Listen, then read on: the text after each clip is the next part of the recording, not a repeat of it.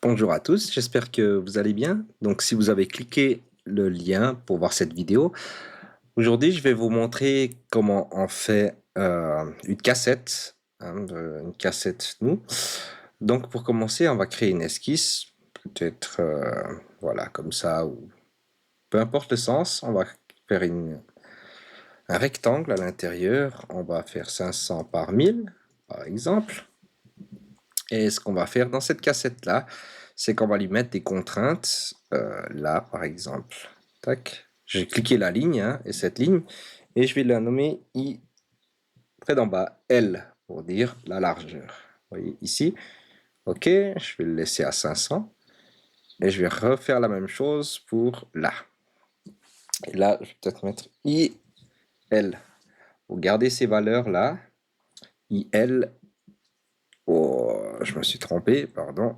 Ce qu'on fait, c'est qu'on double-clique sur la valeur IH pour dire la hauteur. Puis là, on va mettre 1000 parce que si j'avais écrit IL, ben, en fait, elle aurait repris la même valeur.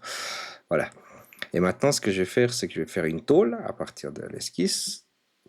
Et là, on peut choisir, par exemple, la tôle à lutte 3 si ça reste uniquement de la tôle à lutte 3. Et maintenant, ce qu'on va faire encore, c'est qu'on va lui dire, dans cet objet-là, on va ajouter une variable ici. Vous prenez la fenêtre de variable. Et ensuite, ici, on va ajouter une variable qui s'appellera peut-être avec pli. On laisse 1. Donc, ce qu'on fait maintenant, c'est qu'on va faire un clic droit sur la tôle et on lui dit, par exemple, de faire ça, ajouter les rabats de surface. On clique la surface et puis là, peut-être qu'on met longueur pli. Tac, il nous demande.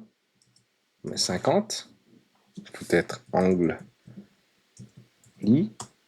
Là, on met 90. Pardon pour les Français, mais voilà. Rayon pliage. Là, on met 0,1. Voilà. Là, on peut mettre OK. Et après, ici, on déroule.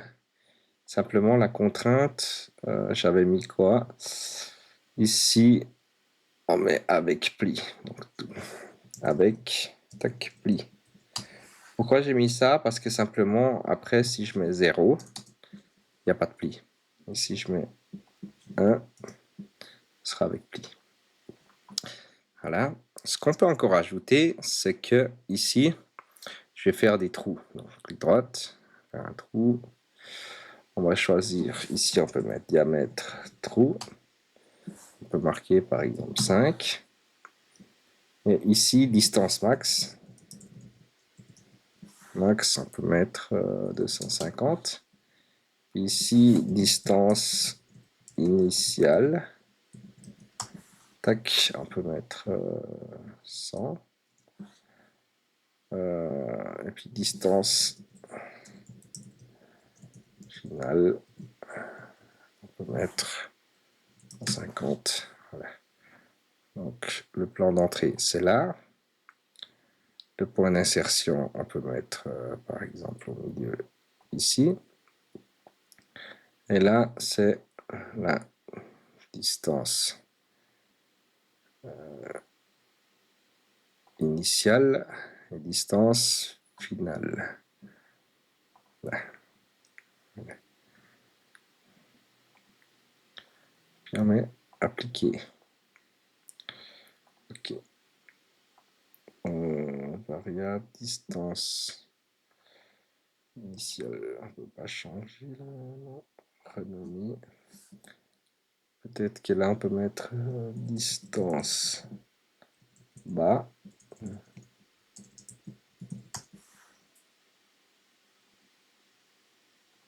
Là, renommer distance haut. Et ce qu'on va faire dans le perçage, c'est qu'on va mettre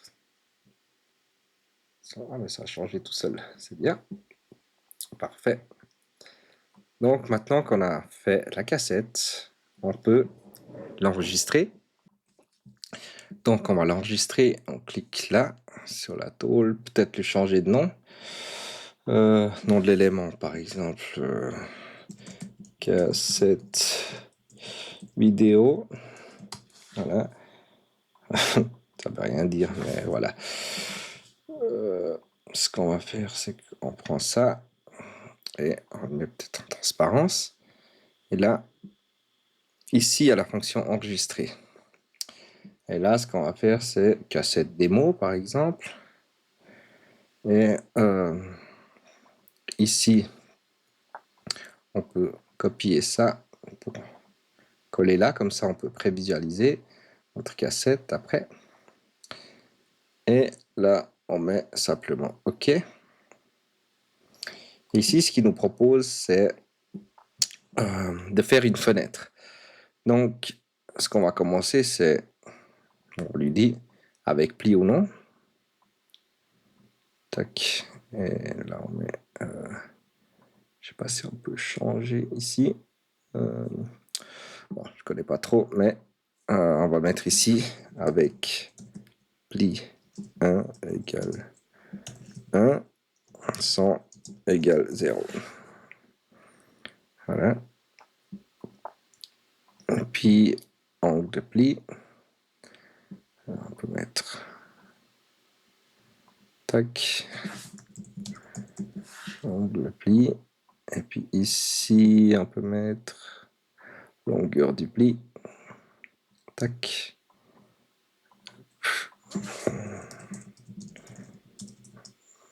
des plis, et rayon de pliage, tac, rayon de pliage, et ici, on va mettre des trous.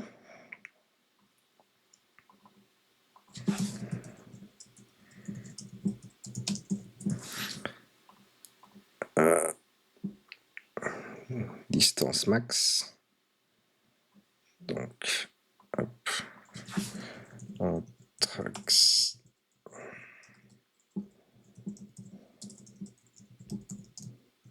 max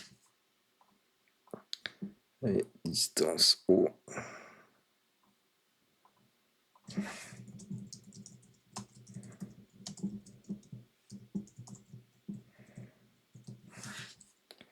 Et distance, hop, distance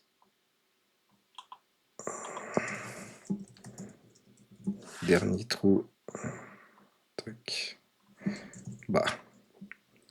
Ok, et là on enregistre et on ferme.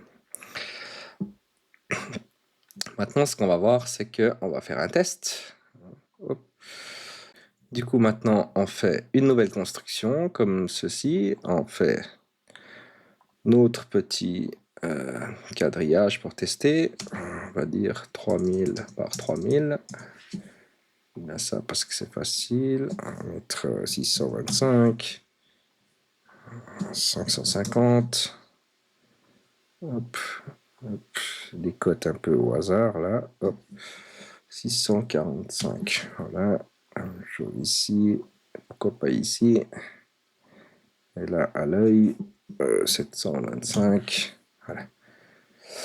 Maintenant qu'on a fait ça, il faut que on aille dans les fonctions, on essaye là, oh, il y a des lignes qui se superposent, hop, voilà, on va refaire, tac, cette fois ça marche. Et on choisit ISD exemple, c'était où déjà j'ai mis où cassette, Pierre, Tolalu. Je crois que c'était celle-ci. Hop. Voilà. Donc, bah, j'aurais dû renommer différent. Vous voyez, si je mets 0, bah, il n'y a pas de pli. Si je mets 1, il y a des plis. Et l'angle, on va mettre 25 pour voir. Qu'est-ce qu'il me fait? Ah bah, vous voyez, il va plus vers l'intérieur. Et si on met 80, il aura tendance à sortir. Voilà. Et ici, longueur du pli, bah, pour bien exagérer, on met 100. Voilà, c'est plus loin. Et ici, on met 50. Voilà. Et rayon de pliage, vous voyez ici, c'est 0,1, mais si on met 5, voilà. Donc, 1 peut-être. Les diamètres des trous, on fait un test. 20, ça fonctionne. Ici, en trax max, c'est 250, mais si on mettait 100, il y aurait plus de trous logiquement. C'est parfait. Distance haut, on a 150. Pourquoi pas mettre 50? Ah bah voilà, il s'est rapproché. Et en bas, on va essayer 250. Ah bah tip top, tout fonctionne. Bien sûr, on peut aussi changer en paramètre seulement celui-là. On va lui dire que toi, uniquement, le trou, c'est à 10. OK. Donc, nos cassettes ont fonctionné. J'espère que cette vidéo vous a plu et à tout bientôt.